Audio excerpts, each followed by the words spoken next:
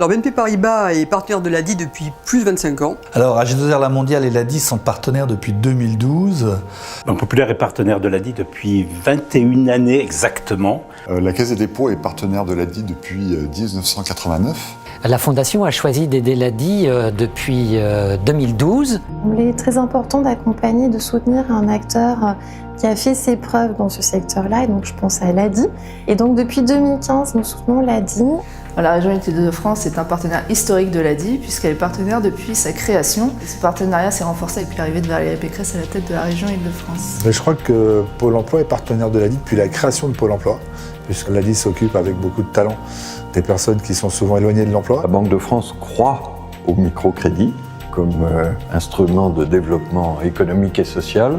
Ou à la création d'activités de personnes particulièrement précaires de plus de 45 ans. C'est un partenariat qui est très complet, qui s'est d'ailleurs enrichi au fil du temps. C'est tout le réseau Banque Populaire qui contribue dans les territoires à apporter ce carburant indispensable à la réalisation de la mission sociale de l'ADI. Et puis nous avons fait une évaluation qui a été très positive et nous avons choisi de reconduire notre partenariat jusqu'en 2018. Le projet de l'ADI est un projet merveilleux. Nous soutenons ceux qui font le microcrédit, l'ADI en premier lieu. Parce que c'est un projet qui consiste à accompagner des jeunes ou des gens qui n'auraient peut-être pas spontanément été entrepreneurs. Et grâce à l'ADI, ces personnes peuvent créer des entreprises.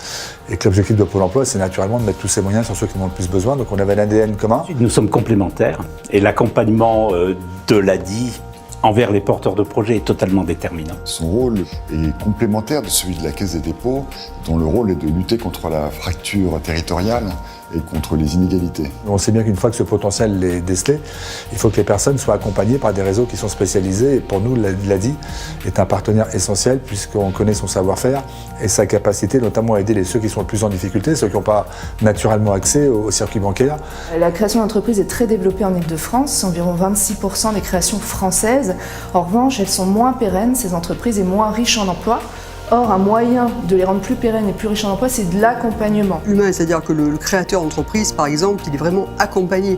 Donc c'est cet ensemble de points qui font que pour nous c'est très important et que nous sommes à fond aux côtés de l'ADI. Et là-dedans, l'ADI est un partenaire clé. Et ça crée de l'emploi, ça crée de l'initiative. Et donc nous allons naturellement continuer à soutenir l'ADI dans les 3 prochaines années. C'est un plan qui est ambitieux. Si on le résume en 2 grands chiffres, c'est plus 10 000 créations d'emplois dans les 3 années à venir.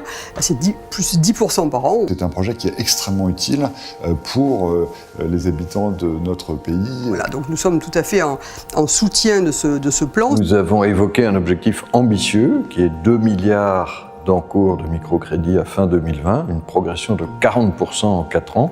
Là, notre engagement est sur 3 ans pour installer les choses, pour que les choses puissent réussir au mieux. Au cours des 3 prochaines années, ce que l'on veut faire, c'est d'abord continuer à accompagner le développement de l'ADI. Et nous avons choisi d'aider le fonds de dotation pour le programme Créa-Jeunes. Mais aussi renforcer les moyens humains que l'on peut mettre à disposition. Et puis nous soutenons un vieux souhait de l'ADI qui est qu'on puisse augmenter les fonds de garantie pour qu'il n'y ait pas de limitateur de vitesse.